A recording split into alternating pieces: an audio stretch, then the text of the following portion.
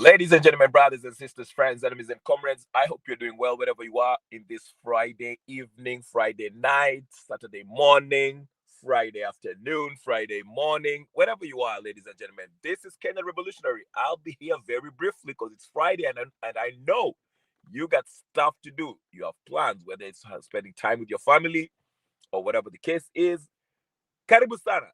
So do not hesitate because I won't keep you here for long, but I need your attention for this. So please, let's get through with the formalities. If this is your first time on this channel is about Kenyan politics and world politics as it relates to Kenya. So if you like that kind of content, please go ahead and subscribe, share, like, comment, and put the notification bell on. So every time I come on, you will always find me here. You'll be notified that I'm live. And for those of you who have already subscribed, you know the first order of business is to do what?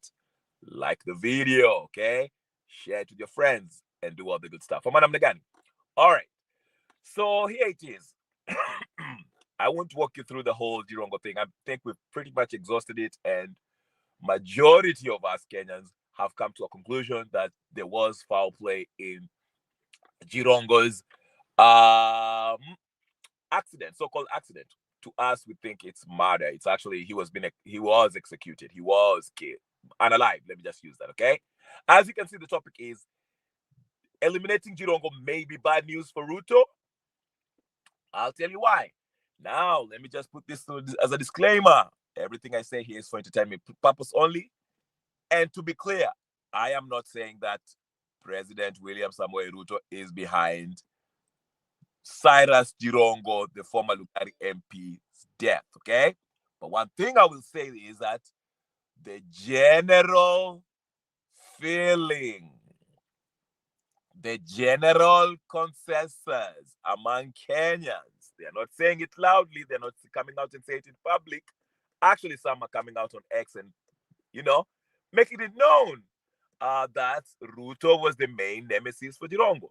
Now, I'm not saying that this is absolutely true, but that's how people feel based on what Jirongo was saying leading up to his death. Jirongo was very clear in most of his interviews, public speeches, and interviews, making it known that he thinks, basically insinuating that Ruto was responsible for Jacob Juma's death, and he also mentions the death of a young man back in 92, and he wanted to expose what was happening in Y2K 92 back in the day. But again, Jirongo knew too much because he wanted to expose how and why the people, the powerful people, the political class, how they manipulate Kenyans and how they are really exploiting Kenyans and maintaining power. So maybe the political class sat down somewhere in a dingy corner somewhere, in a dark corner somewhere, and came up with a plan to get rid of Jirongo because he knew too much. He was part of the political class and he was posing as a danger, especially approaching electioneering nearing year. Now, of course, the new reports that are coming out every day, this is just, I can't even keep up anymore. That's why I'm kind of done going down the rabbit hole because I know for a fact Jirongo wasn't alive. This was not a normal accident. Again, now not news reports, people are coming out and saying that this climax bus, for those of you who don't know, this bus that was rammed, now we know it rammed through Jirongo's car. It wasn't an accident. It rammed through Jirongo's car. Is owned by none other than, what's her name? Anwai Guru. Okay. Anwai Guru, yes, she's very close to the president, Ruto. Okay, very government friendly. Anwai Guru is one of those who are pro UDA, pro president, pro whatever the case is. All right, we know Anwai Guru. She was just like any other politician in Kenya, was caught up in a scandal. Was it NYS money that she was accused of actually embezzling or something like that? And Raila had to suffice her. Okay, Anwai Guru is rumored to be Uhuru Kenyatta's, lovebird, side chick, side piece. So we can pretty much say that Anwai Guru is deep into the political elites part of the political elites cabal, okay? Criminal political elites of Kenya. We can say that, okay? So for these reports coming out, people are saying that she is the owner of this Climax bus. Makes you think, really? But still, that does not mean that Anne Waiguru had a hand in Jirongo's death. That might be a possibility. I don't know. Again, if you want to know, just to make you, if what gives it away, what makes you know that this was actually an orchestrated execution of the former Lugari MP Cyrus Jirongo? It's the fact that with the CCTV showing us that Cyrus Jirongo was in Naivasha somewhere, stopped in a gas station, did not stop to put fuel, did not stop to put petrol, did not come out of his car, did not turn off his vehicle. He simply stopped to check to see if somebody was trailing him. Basically, he was trying to make sure he knew or suspected that somebody was trailing him. That's why he stopped in the gas station, looked his left and right, but from the CCTV we can't really see inside the car because the car seems to be having tinted windows. I don't know if that's what it was, but you cannot make out who is actually driving the Mercedes-Benz. But regardless, the Mercedes-Benz stopped for a few seconds at the gas station, at the gas pump, then went ahead and made a U-turn heading back towards Nairobi. And a few minutes later, we saw the bus, which we were told rammed into the Mercedes-Benz. And the bus, again, like I'm telling you, the giveaway was there is not even one passenger who took a selfie video clip of what had happened, transpired. Not even one has come out to even speak about the event. We cannot even confirm the ticket sales, the bus tickets for that day, for those 65 passengers that we were told by the driver was there. So which shows me that this driver, and people are saying that this driver, of all the drivers among Climax Bus Company, whatever the case, nobody is claiming to know him. Nobody knows him. Which shows me that probably this was an orchestrated or staged accident.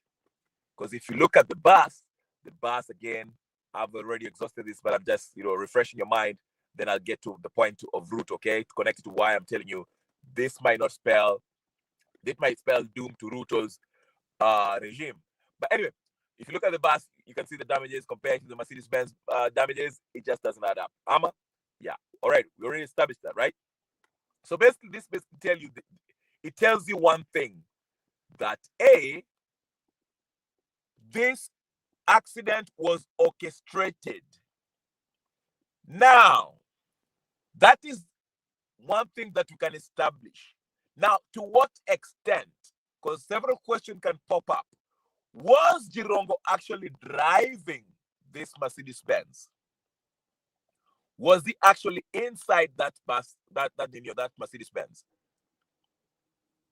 Now, if you look at the bus, it never slowed down, unlike what the driver was telling us. Okay, if you look at the damages, it doesn't match up with the damages of Mercedes-Benz. The autopsy report, well, I haven't read it, but what the what do you call it, Corona, whatever the case is, came out and spoke. The family one and the official one, whatever the case may be, came out and mentioned about, his aorta, whatever, ruptured heart valve or something like that, but nothing external, bruises or cuts. Okay? Which means this guy maybe,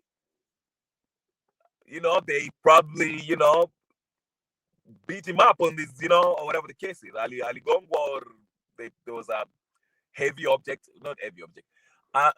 There can be several reasons. Maybe there was force on his chest. Maybe he was being stomped out, being kicked, or beaten up with heavy objects, something like that. Because if it was an accident, we would expect the body to have several cuts in his, fractured, whatever, blah blah blah. But anyway, whatever. Okay. But one thing I'm trying to say is this: that we can establish that scenario on that CCTV was orchestrated with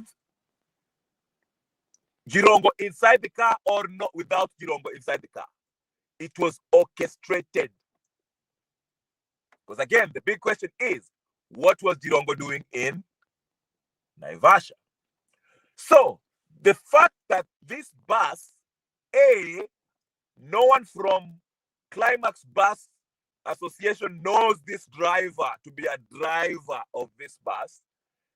B, no passenger can confirm that they were traveling in this bus. No passenger has come out and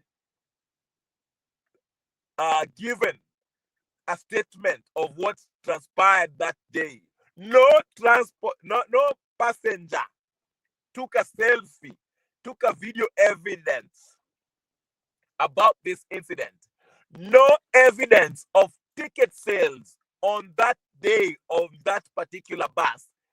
It shows me that the bus driver was by himself in that bus. And if that bus driver was by himself in that bus, okay, and given the fact that that Mercedes Benz ilienda hapo ikapiga kona from Nairobi and made ikaingia kwa nini, ikaingia kwa gas station ikarudi hivi, it seems like that whoever was driving that Mercedes Benz was waiting on that bus so that they can have that collision. And that Probox, remember there's a Probox that was following that Mercedes. Unaelewa? Remember that? So to me, it seems like, and this is conjecture on my part, it seems like, in my opinion,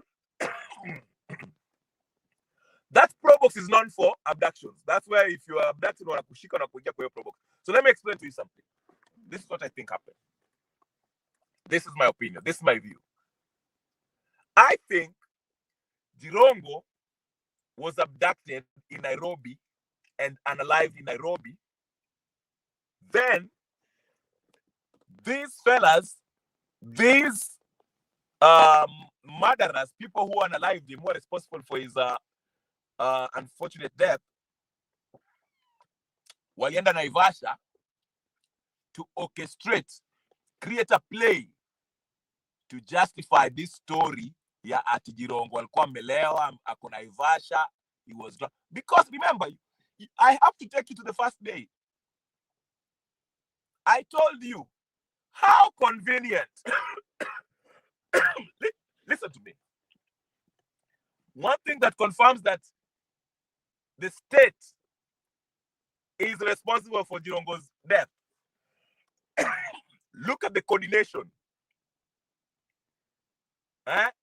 of the narration, of the narrative that they wanted to paint. Listen to me carefully.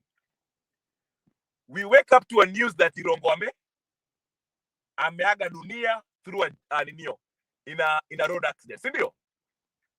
What is the first thing that we are being shown as the public, Kenyan public?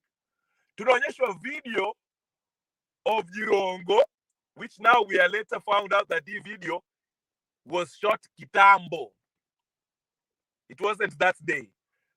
A video of Jirongo taking shots of alcohol.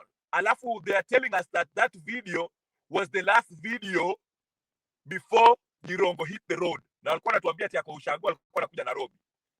You see, they were trying to... Oh, Shaba, it's coming together now. You know, I don't even need to be an investigator to even put this thing together. Listen to me very carefully. And this is the last time I'll talk about this Jirongo issue. I'm telling you, look at how stupid these people are. Listen to me. We wake up to the news that Jirongo has lost his life on a road accident. And a few minutes later, they started posting video. The bloggers, the NIS bloggers, wanaanza kupost videos of Jirongo merrymaking with his friends. Wanachukua shots. And they want to create this narrative that this was his last video before he hit the road. I want you to see the coordination here that the narrative that we're trying to paint. So, come to find out, this video was actually not shot in that day, same day. In the video kitambo. And the official story, the rumor that the NIS was putting forth in the first place, mara kwanza, walikuwa najaribu kutuambia ati Jirongo walikuwa ushago, explaining that video, saying that hiyo video ya hapo anashikana na marafiki zake wakikunywa pombe hapo wakichukua shots was the last video. Alitoka hapo akaingia kwa barabara kwa Mercedes yake akaanza kwenda Nairobi. Now think about it, because the narrative was Jirongo ni mlevi, alikuwa amelewa akaingia kwa gari. Ndio kaona wakina another NIS agent Mike Sonko came out quickly and started saying, "Oh, Jirongo, I'm supporting the driver. I'm supporting the driver." How can you support the driver if you don't have all the information? At Jirongo, he shouldn't be drinking and driving. Okay? So the first rumor that the NIS, the police,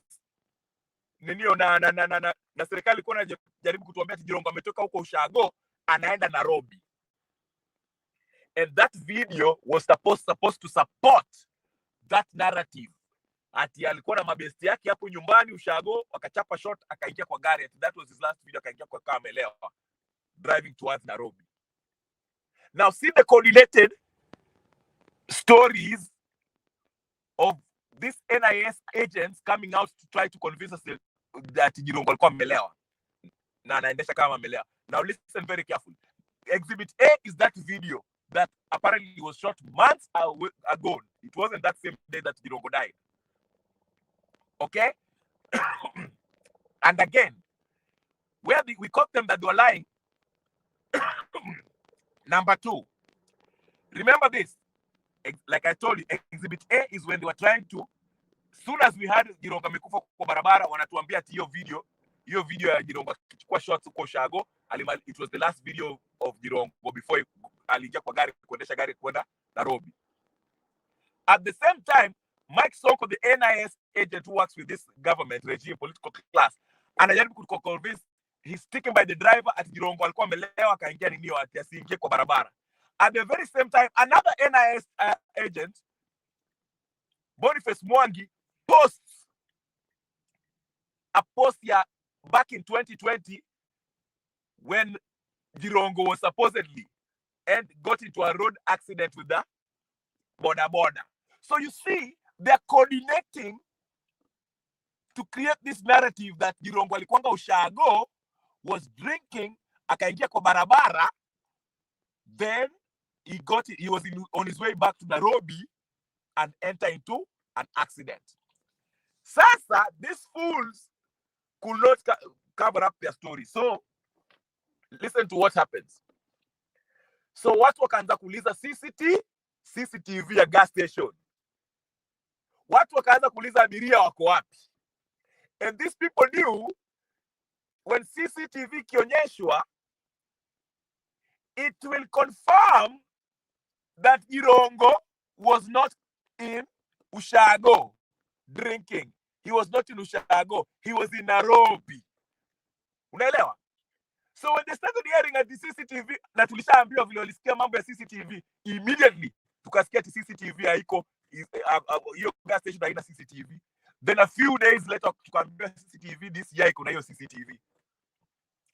So this year they started conjuring another story because they knew the CCTV tukiangalia what was on the video, it will confirm that there's no way the Mercedes-Benz that Jirongo was supposedly driving or involved in an accident was coming from Ushago, which means Jirongo was not in Ushago.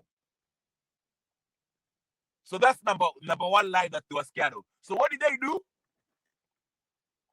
now they start working with that wakina Wetangula.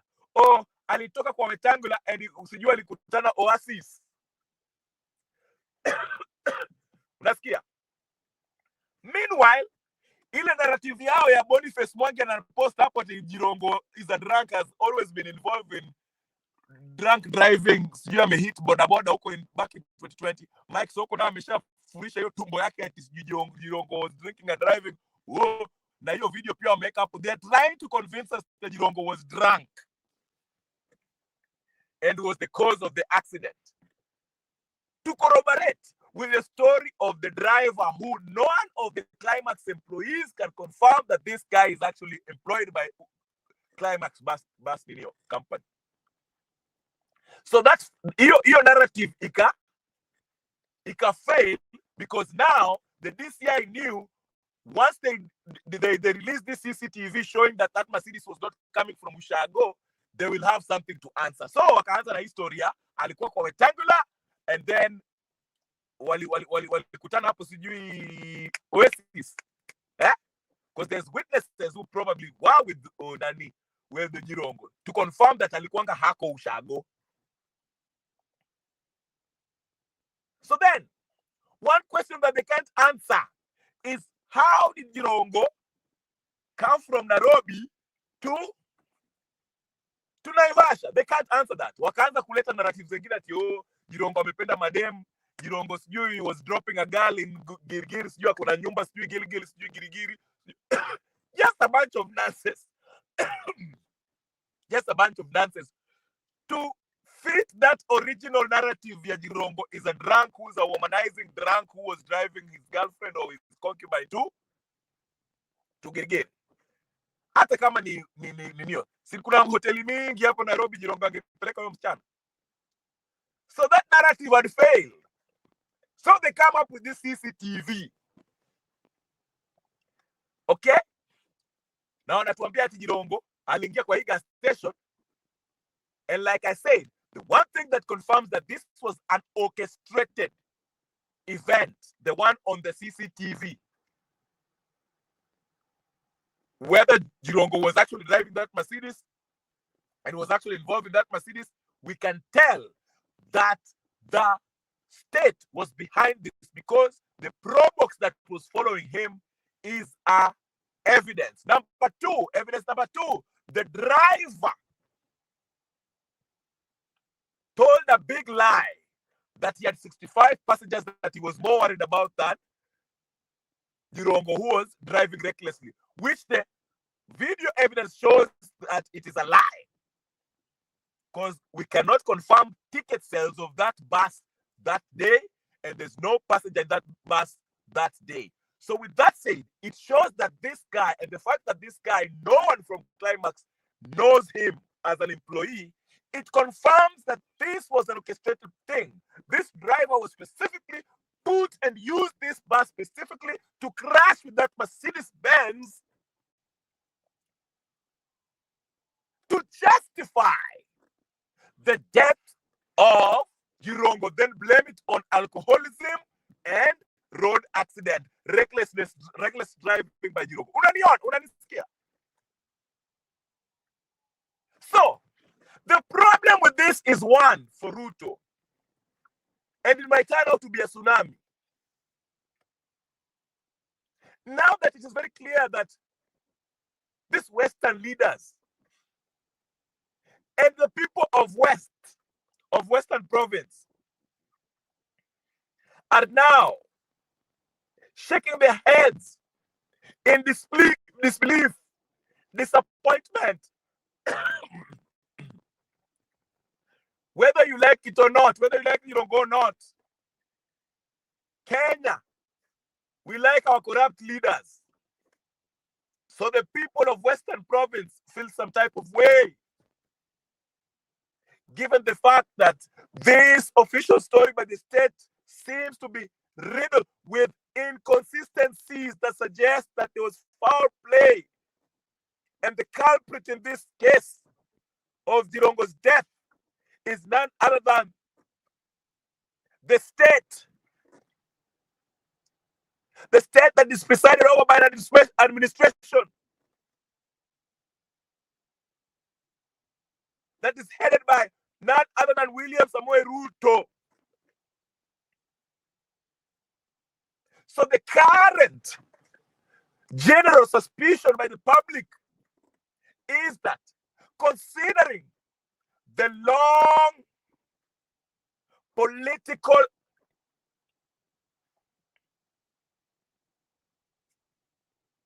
rivalry between Jirongo and Ruto is highlighted again. And the biggest suspect is William Samoei Ruto. So, Yoranga, Western Kenya, they've started rethinking their position. Those who are not convinced that this Ruto is a slippery character are now looking at him sideways. Don't be convinced by the thin support that he enjoys in Nyanza. In fact, in Nyanza, Ruto is not popular.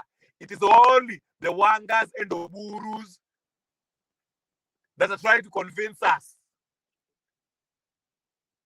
that they are with the president, that the people are with him, that the people will kneel. But in reality, they are not. Now, if this persists, now that I see the cloud chasers, the cloud chasing leaders from Western province, the Gachaguas, who want to use this Jirongo's death to continue to hit at Ruto politically. Could this death of Jirongo flip the Western province totally go against Ruto? Could this unfortunate event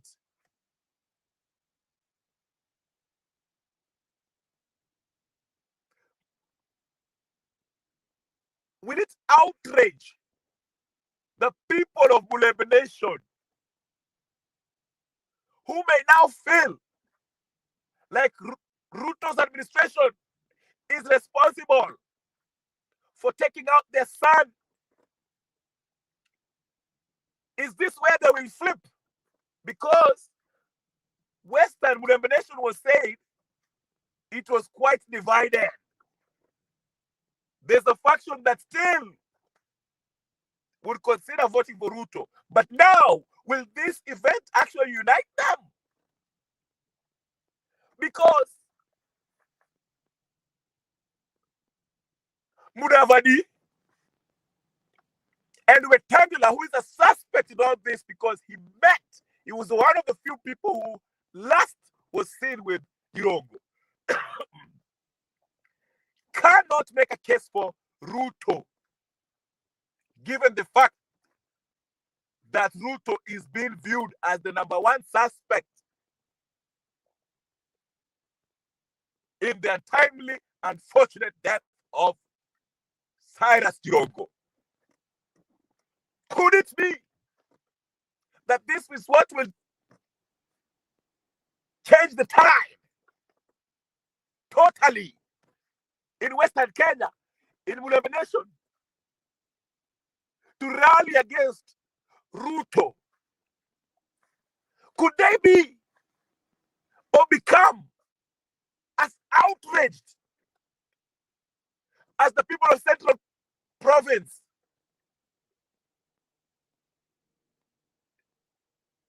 against Ruto? Could it be? Could it be that this Jirongo's death, given the suspicious circumstances surrounding the events leading up to his death, with the state seemingly complicit, having a hand in his death?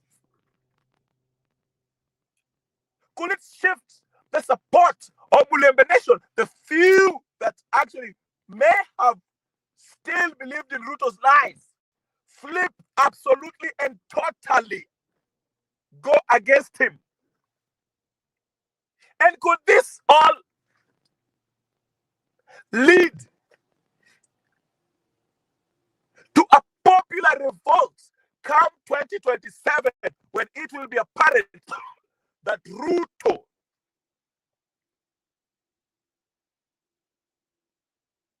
is very unpopular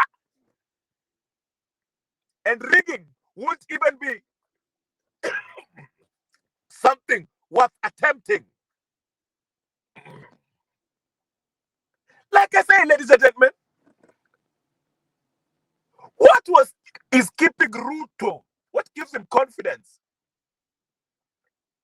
is the fact that he can still buy supporters that can go and clap or applaud at him when he spews his dances about Singapore, when he's in Mukuru Wajenga,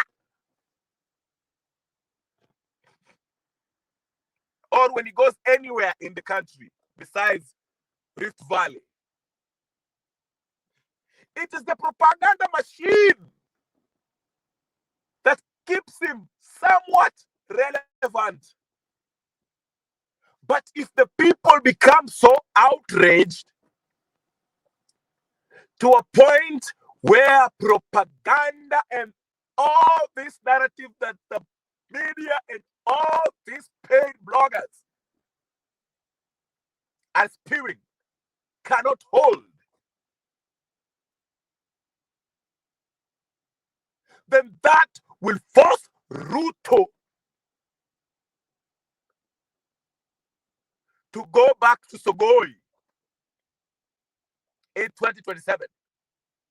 So my argument, my case here, ladies and gentlemen, brothers and sisters, friends and comrades,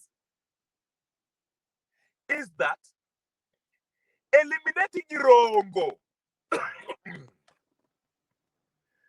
may cost Ruto 2027. Because now he will have to be very, very careful how he tries to reach 2027. And once it becomes apparent, if there's rigging only works when it's partially believable.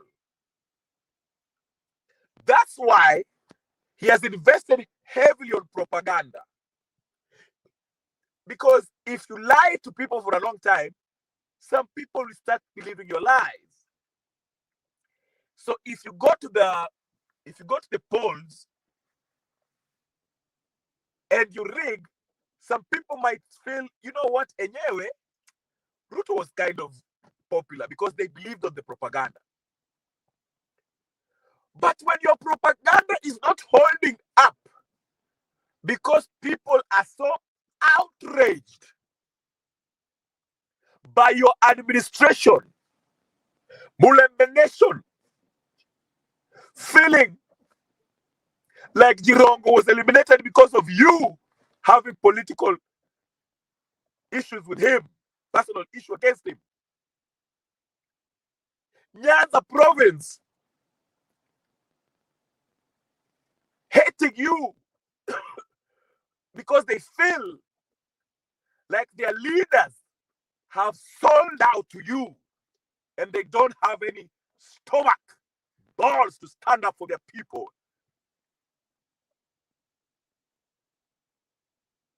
Central province is already a no-go zone for you, Ruto.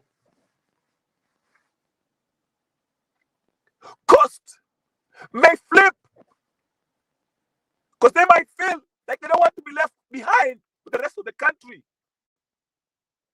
Could that explain why Kalonzo was convinced by Uhuru to leave Gachagua to go back to Ruto?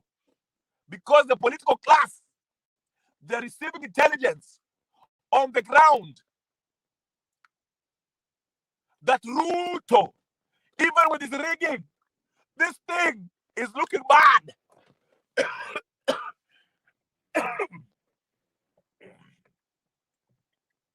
So maybe throwing in Kalonzo Musyoka